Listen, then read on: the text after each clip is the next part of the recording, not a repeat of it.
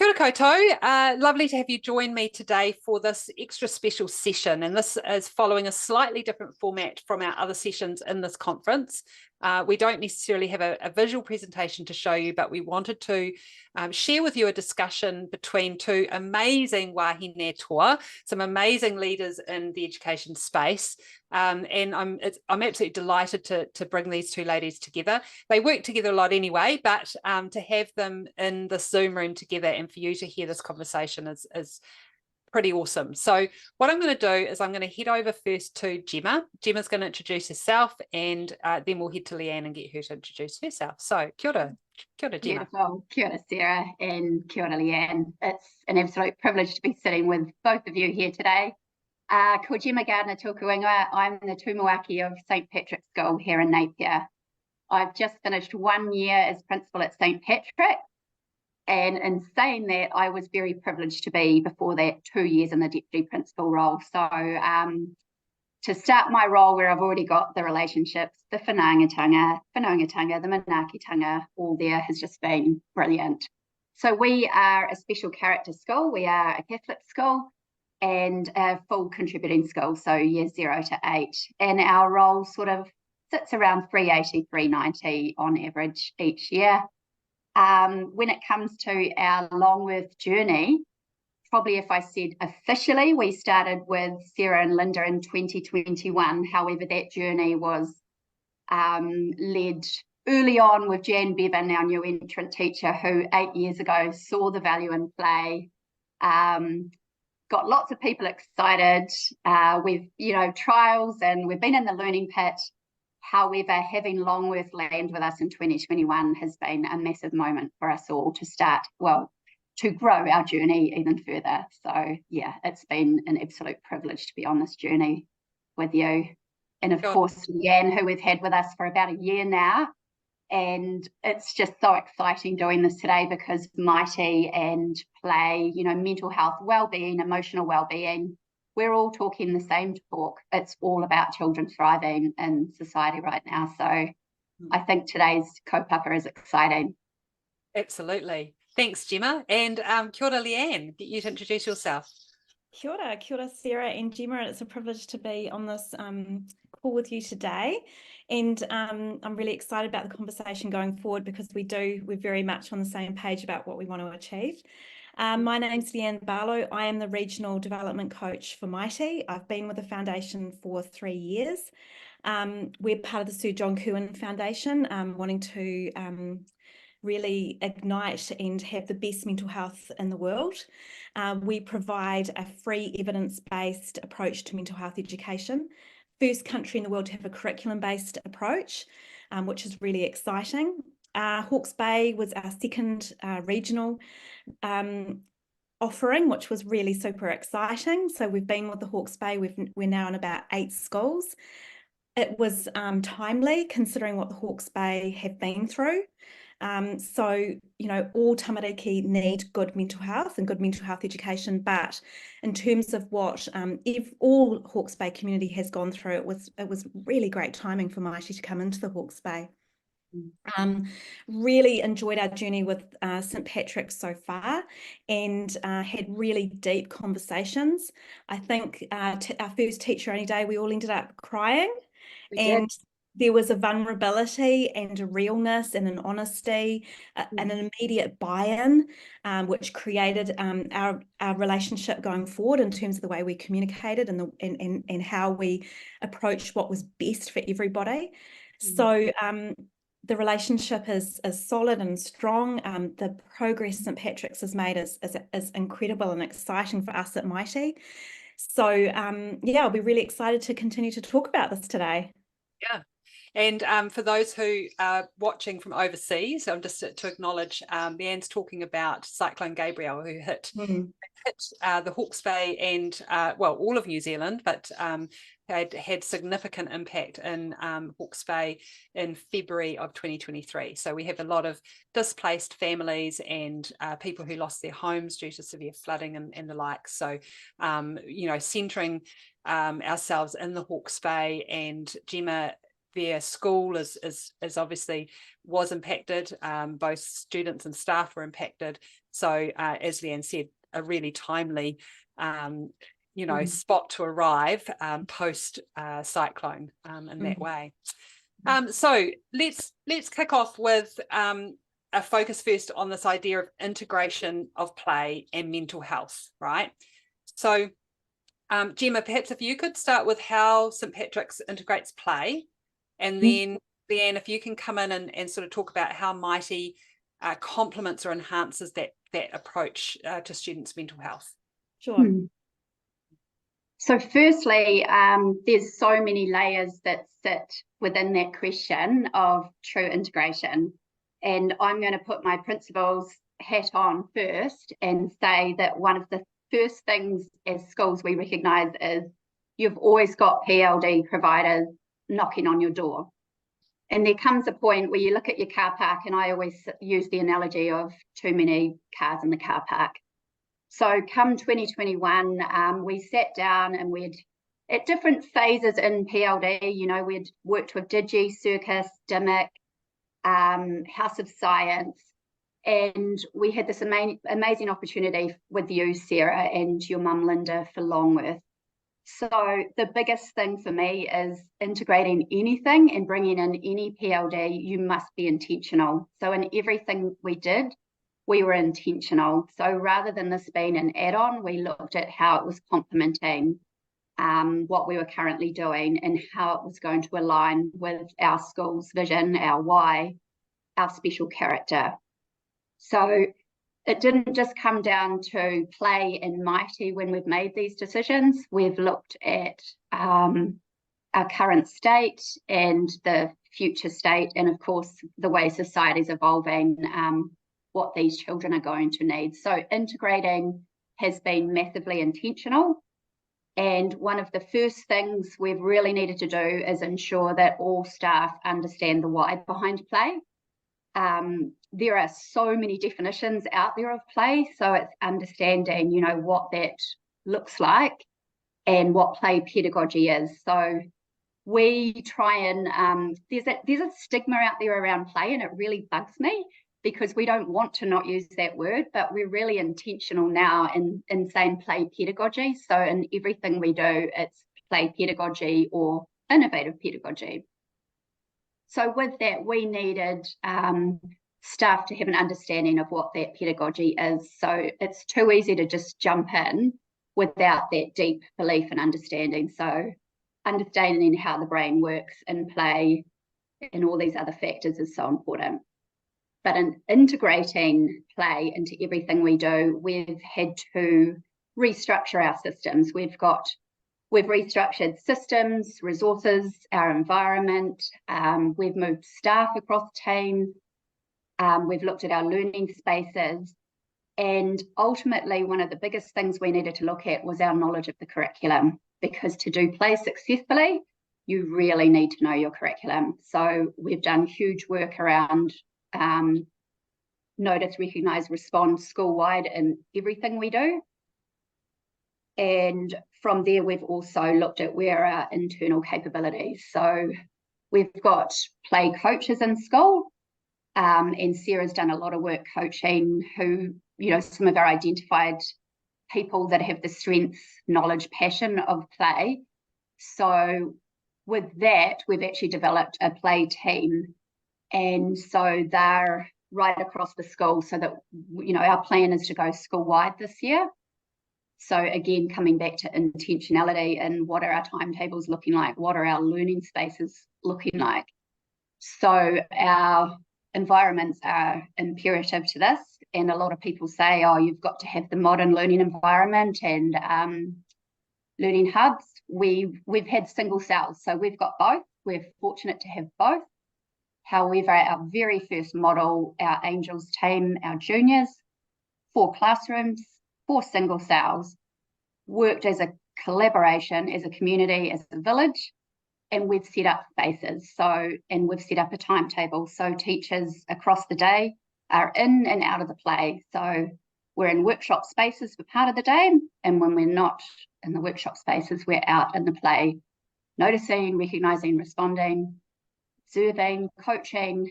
There's so much to it. Our teachers are knackered. Our teachers are absolutely exhausted because there is so much to this play pedagogy. Yeah. Part of our integration, we've had to be really careful about our languaging. So if a child goes to a workshop, we don't say you're going to your learning group now because they're learning all day. So we say you're going into your workshop and then you'll go back into your play. So languaging has been a big thing for us to be intentional in integrating, because we've had to think about, if we say you're going to a workshop to learn, we're almost saying we don't value their play, where so much rich learning happens. So yeah, we've gone blah, blah, blah, but we've specifically intentionally timetabled, set up spaces. We've moved staff for this year right across teams, because we've looked at where our strengths are and where our true play advocates are. So we've got leaders of play in every team, and our year 5 to 8s have really, with the disruptive teachers this year, we've really turned their environments and classrooms upside down. They no longer, they might have a home class, but they no longer stay in their class. So they've picked up our junior and middles model, and they now move across classrooms where they'll be going into their workshop spaces, or they might be going into a space where it's sort of alive with technology or engineering type scenarios. So yeah, sorry, that was a big mouthful and a blur from me, but obviously I'm so excited about how it's going. But I think too, you know, it is a big question, and you know, a short amount of time doesn't do justice to, I know, the work that's gone on, and as you say, the intention that's gone on into it. It's not an add-on. It's not something that you do, you know, besides the core stuff. This is a living, breathing approach that the whole school is involved in, and that's what's so important about it, isn't it? Absolutely. And finding that balance of the explicit in there too has been massive. And we feel like having a true collaboration model where all, you know, all teams in a whānau group or syndicate are in there together. So it's not just my child, it's our child. So we are a village. And so you could have 4 or 5 teachers at a time, either in the play or in the workshop space, working together. And I was going to add something in there and it's gone. That's all right. It'll come back. We'll edit that. Come back. So Leanne, we'll go to you. So how does Mitey, you know, the program complement what's already underway in St Patricks? Yeah, so what we learnt from, you know, when Mitey was first being established, what really there was 3 really important things. One was that it needed to start at 5. They needed to develop that emotional literacy. The second was that they needed a coach that was really going to support the school so that it was sustainable and embedded over time. And we're all senior trained teachers, so we get it, which is, I think, incredibly important. And also that we meet the culture and context of the school. So there's far less telling and there's a whole lot more asking. And of course, one of the first questions that we sort of asked when you know, St Pat's came on board is, tell me about your special character. Tell me about what's important to you. What do you hold tight to? Because if we are pushing against something where belief is strong and pedagogy is strong and an enormous amount of time has been put into that professional development, they're seeing those results in the school, and we're saying, oh, but do this, that is, even if they do it, that's not going to be sustainable or embedded, which is our long-term goal. Teachers are used to seeing things come and go every couple of years. How much energy and time do I put into this? We want this to become a way of being and to weave through a school's local curriculum so that it is that way of being, and it is going to be sustained and embedded over time. So when we spoke to St Patricks, of course, they were talking to us around their play pedagogy, and it really was us working together around how this was going to work. So because we're curriculum based, we have got 4 levels of learning outcomes, a stepped progression of learning. Now that they're fluid in nature, so even though St Patricks was 1 to 8, we all started at that level 1 after looking at those learning outcomes together and thinking about where the tamariki were in terms of their emotional literacy, their ability to sort of understand how people feel at certain times in certain contexts, etc. So those learning outcomes sort of provided a structure within which play could walk alongside. Play was really the real context within which the explicit learning was happening and being practiced and coming alive. So that's been really impactful in the school. And if I can give an example, because it was just so exciting for me. I came into the school to sort of support the teaching of the learning outcomes. We do have units of work. They are really to support the teachers around best practice with what deliberate acts of teaching look like in mental health education. And we didn't, they weren't thrown out. They were used as a support structure within play, but they weren't sort of taught as necessarily as standalone lessons, which worked really well. The school made it work for them. While we still held tight to what was important to us around that best practice and those learning outcomes. And within within the units of work are incredible teaching conventions that promote sharing and promote play, that drama that promotes a sense of fantasy, the safety around a character in a book, all those things that we can provide teachers that really just build on play pedagogy. So the example was I was in with the junior team and they were using a book as a provocation around the learning outcome. Not everyone feels the same at the same time about the same things. Now, there's a lot of adults who don't no idea around that. I like cross country, so you must love cross country. And I'll always pull that one out because it was highly traumatic for me as a child, Yeah. And as soon as you start understanding that we don't all feel the same at the same time, that's bringing in that sense of empathy and those structures of learning that are really hard to teach. And you can't just tell a child that and then expect them to get it. You can't expect an adult to do that. So then through the school, the whole school was doing the fruit of the spirit, patience. Now, we all think we understand what patience means and what it looks like, but do we really? And the way that all the whānau groups unpack this, but particularly the angels, with that junior team, was amazing. So they came up with this definition through the use of the particular book. It was helpful waiting. Helpful waiting. And I just thought that was gorgeous. But what does helpful waiting look like? And they had actually spent a couple of weeks going swimming. And different kids got changed at different times and different kids had, spent time walking to the bus and different kids enjoyed swimming more or less. And they were practicing the idea of patience and the understanding that we don't all feel the same at the same time about the same things through the context of swimming. And apparently a few of the children were like, we're helpful waiting, aren't we? Now we're helpful waiting. And they could actually see that in real time alongside those mighty learning outcomes around mental health education. So it was such a positive combination of those two things coming together to really enhance both pedagogies, really, in terms of mental health education and through play. And another learning outcome is really around developing that emotional intelligence. So describe, a number of feelings. Most children have happy, sad, and angry. Most adults do. But if they can develop that granulated language, then actually you're not angry, you're frustrated, or you're lonely, or you're irritated, which, hey, we can deal with that on another whole level, or you guys can deal with that within your play environment a lot easier.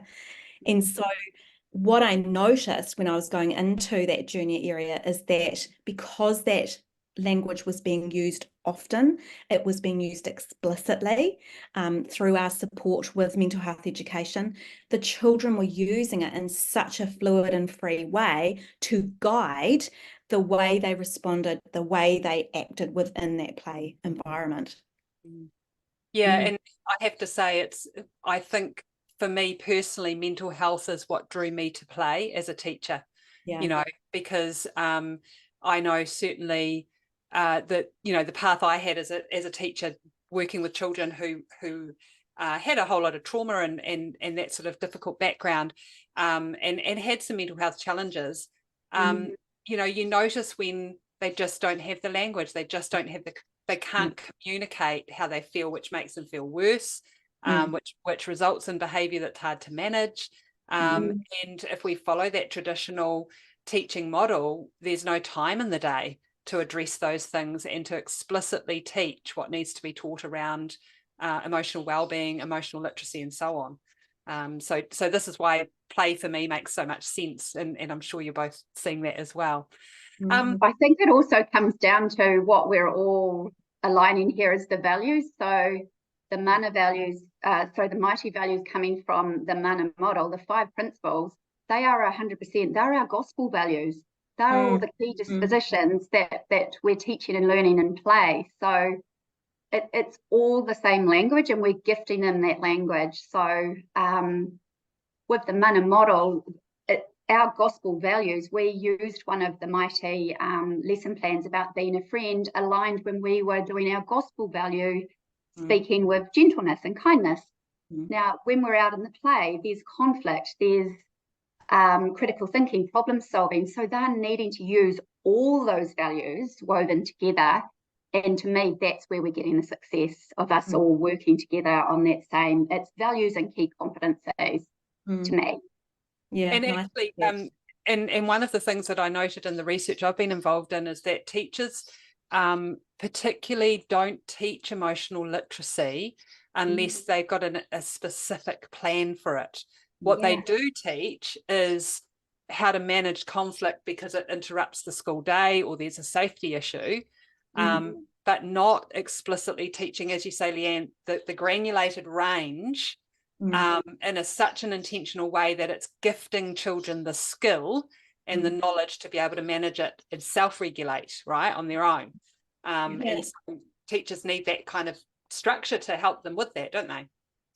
Absolutely. And look, a lot of evidence research coming out around the fact that teachers are spending far too much time looking for resources and trying to make up resources.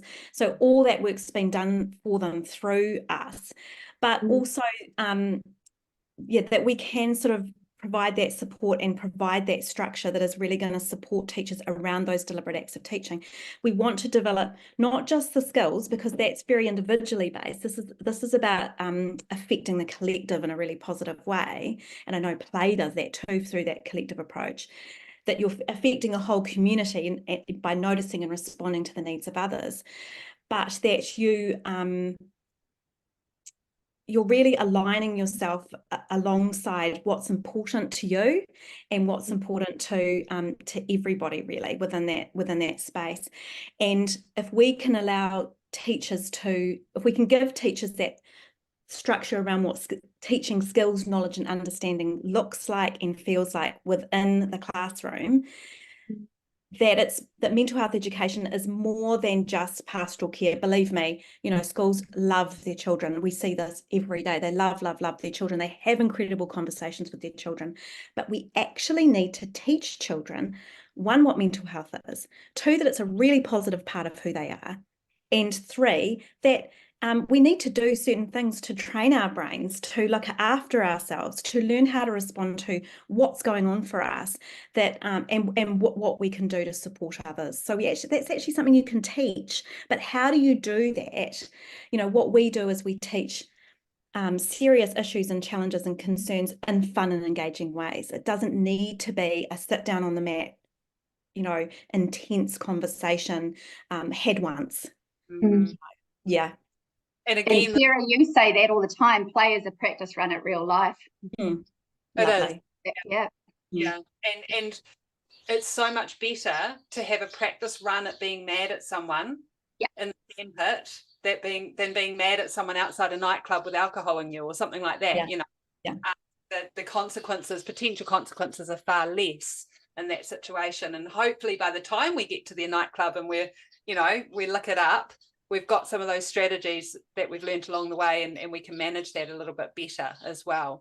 I'm wondering if we could chat about, and I'm just skipping over some of our questions we thought we'd cover, because Leanne, I know when I spoke to you about Mitey, when I first learned about it, you talked about it being more than just, you said, an individual. You know, you're working across the school, you're, you know, through to board level and so on. Could you share a bit about what Mitey does at that community level? Really good question. So look, the evidence shows that it needs to be a school-wide approach, that unless the school is a reflection of the classroom is not going to be a reflection of what we want of the school. So it's really important, and the mental health guidelines say this as well in terms of, you know, best practice for New Zealand schools. And so not only do we support the school in the teaching and learning, but we also look at staff mental health and wellbeing. I mean, if the roots aren't strong, the tree won't grow. I mean, that's really, really important. We know the challenges of education and being a teacher. Best job in the world, but you go home exhausted every night. Governance and policy, you know, are your policies dynamic? Are they living? Are they breathing within your school? Are your board actively involved in what mentally healthy looks like for your school, for your staff, for your tamariki, for your whānau? And then, of course, our community engagement. So that's where we're starting to really not just inform, I mean, we've got that informed part of Mitey, but also start that consultation to reduce that stigma around what mental health means, that we're not about fixing children, we're not about identifying illness. This is a school-wide approach around prevention. This is around, you know, teaching that skills, knowledge and understanding, that mental health is mental health education is an ordinary but important subject at St Patricks School, that it weaves through everything that they do. And then we have our toolkits, our I can statements, which are the learning outcomes written in child speak, which often are shared with parents. We also provide a number of ways to inform parents around what mental health education is, so that they're actually growing as people as well. And at the start of the journey, we actually support the school in developing a shared understanding of mental health. So what does mentally healthy look like at St Patricks School? And they weave their vision and their values and what they stand by through that vision. Share that with tamariki, get some student voice around that, share it with whānau, break down some of those barriers in terms of the stigma that comes around mental health, so that everybody is moving forward together and everybody is on the same journey within that school-wide approach. Thank you. Yeah, and Gemma, how are you sort of seeing that connection with your whānau, your community now as a result of Mitey being in there? Well, the connection with community is absolutely massive, and that's one that I think my advice to every school is keep on top of, keep communicating in every way you possibly can, reaching out. It's been one of our biggest challenges, but it's 2024's biggest strategic plan for us, and especially with both Mitey and with our play pedagogy, is how we communicate with our whānau. We have the open door policy and say, come on in, come and see, experience it. We've said, you know, we're always updating our website, Facebook, the communications are all there, but it doesn't mean it. Yeah, your website's amazing. Your website is amazing. And thank you to both you ladies, because that's how we're keeping it alive, and we need it to be a living, breathing place to you know, we are changing and evolving, and that scares people. And I can tell you that at the end of that last year, we had disrupted and disgruntled people out there. And I've had my moments as a principal over these holidays where the tears have come, but when it comes down to it, we're often talking about a couple of people out there, and it's just due to lack of lack of understanding. So our biggest thing is how, between us and your expertise and experts, how we're educating our community. Like week 2 next this term, Sarah's coming in to do an open evening over these holidays. Like I say, I'm sharing this because I want to be brave and vulnerable. That as a principal, I've had tears these holidays when I've heard a couple of things. However, I just want everyone to stay on the journey and be brave, because we know it works, and there's so much goodness out there. There's so much scientifically proven theory and research behind what we're all doing here. So it's being brave with this, because you are always going to get the people out there that are the haters and the non-believers. So community buy-in You can send surveys till, you can send surveys out every year, but at the end of the day, are you going to capture the audience you really need? So it's how we're opening up that engagement and communication and truly hearing their voices. But I really believe it comes down to the educating so they understand the why. Otherwise, there's parents that'll say, oh, you're promoting mental health. You're just opening up a can of worms, or they're just playing. And it's so not true.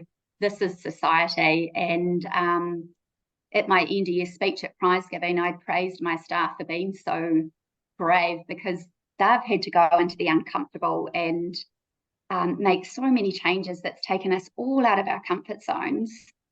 And from there, we've had to say, believe in what we're doing. The kids are happy, engaged. Our attendance has never been so high. Our achievement's great. It's just getting people on board. So how we do that, every year it's the discussion, but this year that's where we know we need to really land. Is I know Dave Greville this morning, no, it was Andrew King, he talked about the tiger parents, and they're the ones that can have you in tears in the holidays, but they're the ones that they don't understand. So yeah, we do have a big obligation, and it's massive.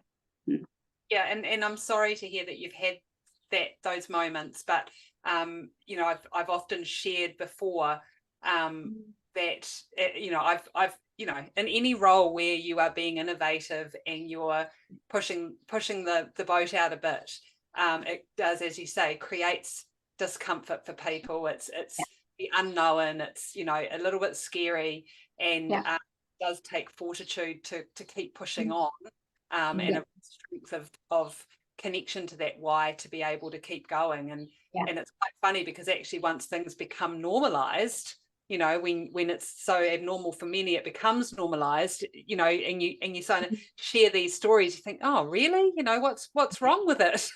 But we've got to get it to a point of it being normalized. And Leanne, mental health is that area, right, where it's still not normalized to talk about. No, and JK, John Kirwan, the ex-All Black, who shared his journey of depression and anxiety, 30 years ago, which was massive back then. And he's done, he said himself, he's done a lot to reduce that stigma in New Zealand, but it's still there, and it's still seen as illness or deficit rather than something that is fluid within us. And some days we're stronger within that than we are others, and that's okay, and that we need to sort of sit in those feelings and be able to describe what those feelings are and what they mean to us, and how we can help ourselves and how we can help other people. And I think, some of the best community engagement is actually our tamariki going home and saying to their whānau, oh, are you a bit frustrated over that? I learned that word today. It means these things. When you're frustrated, you might just need to go and read a book, or you might need to just take some deep breaths, or, and these parents are like, oh, where did that come from? So. And, mental health education isn't going to change things overnight. We're very open about the fact that this is going to take time, and this is generational change, but it's going to become normal. We want our children to go home and say to their parents, what, you didn't have mental health education? And let's be honest, mental health education has been in the New Zealand curriculum for over 20 years. We just haven't known how to teach it. So it is around scaffolding teachers to do that in a really deliberate but natural way that fits the environment of the school. And the more we do that, the more it's going to feel accessible and have understanding for our whānau. And, fear comes from a lack of understanding. So it is, St Patricks is so good at welcoming everybody, and come and ask, come and have those uncomfortable conversations, so that we're on a path together. If there's been things, our mighty lead, Paul, who's gorgeous, has been able to contact me, and we've been able to talk through things. Of course, it comes back to the school. I can't speak for the school. They know where their heart lies and who their whānau are. But it is just having that support system around what is a really still very difficult topic in this country. Yeah, and that idea of vulnerability as being a weakness. Actually, it's such an oxymoron, isn't it? Because actually to be vulnerable is to be incredibly strong and brave, to be able to, you know, to put yourself out there and say, I need help, or I'm finding this tough, or I just don't get this, or and I think particularly in teaching, if we think a moment about teacher well-being, you know, there's an enormous amount of pressure on teachers to make sure we get things right and that we're doing the best that we can do. And I know certainly when I'm coaching teachers around the implementation of play pedagogy, the amount of times I have to say to teachers, there's no one right way here. This is, you know, we need you to try it out, give it a go. We tweak, we move, we change to fit the context, but we need you to just give it a go. And that's a really scary thing, because we're kind of almost looking for the right answer that we can follow. And then we get sick at the end to say we're doing it. Next thing on, you know, and that keeps us reassured. So to go out into murky waters where it's a little unsure, we can't see the bottom, we're not sure how long we're going to be out there for, you know, that idea of vulnerability is tough. So, you know, teacher wellbeing, keeping that space supportive and open to be vulnerable is critical for our teacher mental health, isn't it? Absolutely. Yeah. And I think go on, Gemma, go. You go. I was just going to say, one of our learning outcomes is ask for help. Asking for help does not mean that you are in a sense of weakness. There's a massive strength in going and huge self-growth and saying, I don't know, I need to learn that. You know, I don't have this all together right now, in all aspects of your life. So, and I think the vulnerability is really important. You know, when I come in as a coach, I'm pretty open about my mental health journey and the things that have been hard for me in life, which the beauty of vulnerability is it's kind of catching. So when you are vulnerable, then your teachers feel that then they can say, actually, I'm finding this a bit hard. Could you kind of come into the classroom and sort of support me through this part of it? Yes, please. You know, like, so it's a catalyst. Vulnerability is a catalyst for so much growth. So yeah, really great thing to bring up, Sarah. Gemma. Yeah, and I was just going to build on that and say that when when you've got a school staff that's facing these different changes, and they're coming hard and fast right now, you know, the government's saying one thing, but we know that the way society's moving, it's hard and fast, so we've got to move with it. I've got a large staff of about 40 people, and with this, you know, new play pedagogy, everyone is on a complete different place on the continuum. And acknowledging that is massive. But an aha moment for me was in term 4, I did some of my professional growth cycle one-to-one conversations. And then there was a couple of people in there that I had sort of in my own head with my own perspective and assumptions thought, they really are anti this play. They're resisting. They're our resistors. In these conversations, I couldn't have been further from the truth. It was a fear. It was a lack of the known, still trying to understand what this play is going to look like at the higher end of the school. I'd read them wrong, and they said, I love this. I'm all in. I am not resistant. Perhaps I've been reluctant because I'm still trying to pave my way. And I think it's so important to acknowledge that the diversity that you're going to have with people on the journey. So you can have someone that looks, you know, in that staff meeting, could have that face like thunder, but they're often the one that are just scared.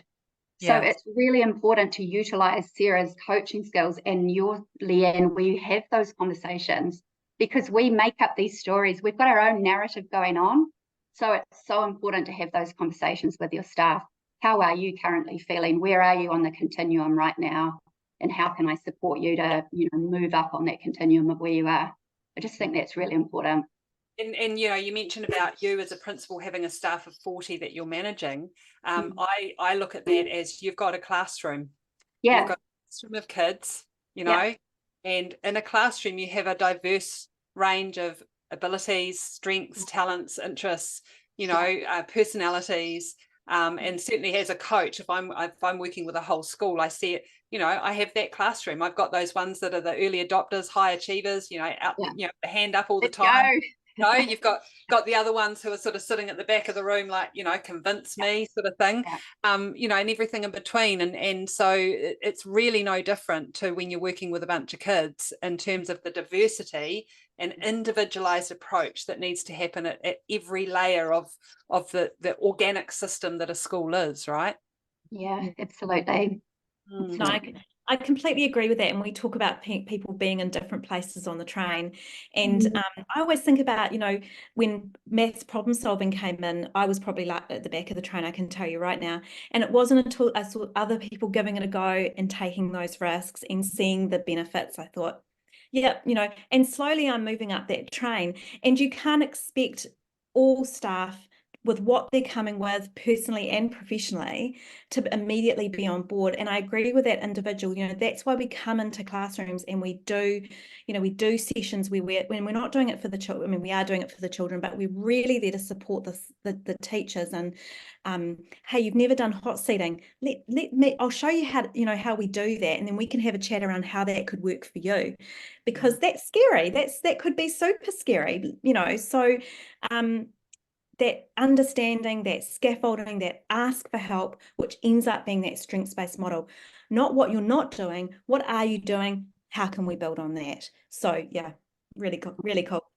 Just to support that as a coach as well, I can work with teachers who say, I don't get that. I can work with teachers who say, I disagree with you. I can work with that. It's hard to work with teachers who go along in the motion but you know, passively resist. That's harder to sort of address the elephant in the room. So again, it's that coming back to saying, I really don't like what you're saying. Great, give that to me. Now I care enough to say it. You care enough that that's enough of an acceleration for us to have that conversation. Yeah. And building trust is massive, with both internally with your staff, but with the facilitators, because you're going to get the ones that are going to sit there with Sarah or Leanne and go, and then they're back in class and they're like that. So we've spent a lot of time building trust on where we're at, working together, and it's got to be collaborative and community, acknowledging the strength along the way, because you are, we're all so diverse. Yeah. So thinking about the future, and we're heading into 2024. We're at a very interesting time in New Zealand at the moment. I feel that mental health, you know, we know it's important, but I feel like it's even more important at the moment to really help understand what people are going through. You know, we've got this cost of living issue. We've got some divisiveness going on in the community. We know post-pandemic that there seems to be a shift in how people relate to each other. There's perhaps not that niceness about people relating. We've got disconnection through either, you know, geography or through technology. You know, we're relying on that a lot more. If I go to you, Leanne, first, what sort of Mitey's approach now for the second year going in with St Patricks? Well, the beauty of working with the schools we work with, it's a 3-year partnership, in saying that once we have you, we'll never let you know, if you need us, we're there for you, because again, it's that sustaining and embedding. So we've got plenty of time. I feel like with St Patrick's, we've done a lot of trying and playing and risk taking, and now it's around consolidating what this really looks like in terms of local curriculum, and sort of making that a little bit sort of stronger, you know, through local curriculum, but also then, as Gemma was saying, the priority around community engagement, how we can support that. We do that through the lens of the Mana model, which is a really exciting piece of work, and just continuing to get back into classrooms so that we are supporting the teacher. They're having a go, we're having a go, to really build on best practice around the use of the teaching conventions, which learning outcomes are being taught, which ones need further work, how do we know it's working, what forms of assessment are we using for better learning. So that's really the direction that I see for, you know, ongoing in the future. After that 18 months with the coach, the next exciting part is that the next 18 months is actually St Patrick's working with other Hawke's Bay schools, whether it's within a Mitey lab, whether that's online offerings, whether that's one-on-one with our Mitey 2 team, because 18 months, I mean, you know, long-term change can't be made in anything in 18 months. So what do you need more of? What support do you need? What further questions have you got? Now you know, the more you know, the more questions you have. So, you know, there's just so much structure and support around how St Patrick's moves forward. Is that where you see things, Gemma? Does that make sense to you? Absolutely, 100%, because we've had so much beautiful foundational groundwork with you, Leanne, and with Sarah, and that's where it all begins. So then it's just layering and layering how we're building, consolidating, building and sustaining that partnership together, where, you know, it's that gradual release, isn't it? Where yeah, no, I see it completely the same. And what we're doing is we're looking at, you know, after this time with both professional development providers, we've been identifying in quite a big staff who is our internal capacity to build on this. Where are our strengths? So we've actually we've restructured some of our leadership, and we've got 3 different lead teams now. So we've got our play coaches, we've got a play lead team, we've got a religious education team, in which Mitey's sitting inside that, because we actually see that you can't separate our special character and the values within that. We can't separate that. And then when we've got our science of learning team, so that's where we're looking at the neurobrain science. We've got our structured literacy, we've got our pneumicon. So we're actually already in the process of going, we've got to think what happens when Leanne and Sarah are gone, and how we're going to sustain and grow this pedagogy that we believe in. So I'm excited about this year to continue this work, and know that we are strategically planning internally on how we can continue to grow the journey when it's time for you to step away a little bit more.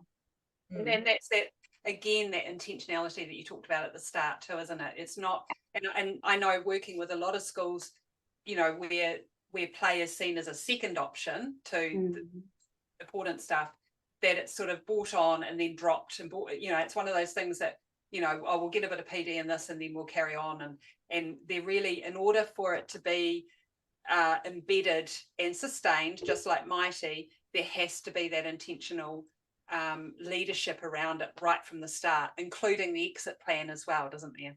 Yeah, I think what's really awesome for schools to know out there too, if they're considering Longworth play pedagogy or Mitey, is that your vision or your approach is giving the school autonomy. And I think that's so important when you empower the school to lead and you're the guide on the side, because otherwise, you know, I talked about earlier, you've always got providers knocking at your door, and you've got to be really careful about who you take in, and like, why, how is this aligning, complementing what you're doing. And for both you guys as providers, it's been massive that you've allowed us to work from our context and lead the way with your expertise alongside. And that's how we know we can future-proof it, because many people come in and it's all done too. And so even Leanne probably saw us freak out one day when she said there's lesson plans. But the moment we explored what that is and how personalised and individualised and, you know, the adaptations that we made for it to work with us, we were like, okay, no, this is about us in our context. And I think that's just really important for people to understand that. And what I found so refreshing is that it wasn't a flat out no, we don't do lesson plans. And look, these are wide enough in scope in a way that no one needs to feel claustrophobic around that.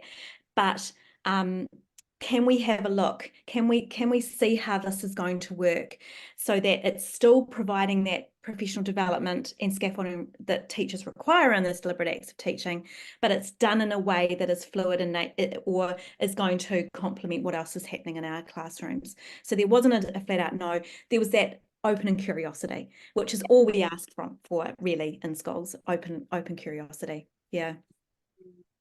Oh, well, look, ladies, it's been just a delight to hear from you, and to, I guess, for people watching, I hope that you get a sense of excitement from these ladies, because you know, this is a really important topic. It's something that we know is desperately needed. And I know certainly here in New Zealand, we have got a mental health crisis. There is a crisis. This is not fairy dust stuff. We are in crisis mentally in our health system here. And while the crisis is being, we're trying to address that, we also need to, as Leanne said, we need to look at a preventative approach, and we need to empower our generations coming through where we are talking about this and normalizing it and accepting that as part of being a human, we are all a very complex creature, both mentally and physically. So to be able to celebrate that diversity is so important, and recognise that in each other. St Patricks are doing an amazing job of uplifting, enhancing their children's mana, their self-identity, and growing some pretty cool little human beings as they're coming through your school as well, Gemma. It's certainly a treat to come in and talk with your kids and your kura. They're pretty amazing kids. Pleasure. Come visit us anytime, guys. Always welcome. So thank you, both of you. And I know that if anyone has any questions, please reach out. I know Gemma is on our Joy of Play Facebook group. Leanne, I'm not sure if you are or not. You're welcome to join. But if not, and you have any particular questions for Mitey, I know that you can find them easily on a Google search. I've had to do that many times to find logos and all sorts for this event. So they're very easy to find. And as Leanne said, there's a growth of Mitey across the country. And so if you want to talk more to them about that, please reach out. I know they'll be more than happy to chat. So have a great start to the year, guys. Wonderful. Thank you so much, ladies. Oh, lovely. Thank you. It's a pleasure. See you.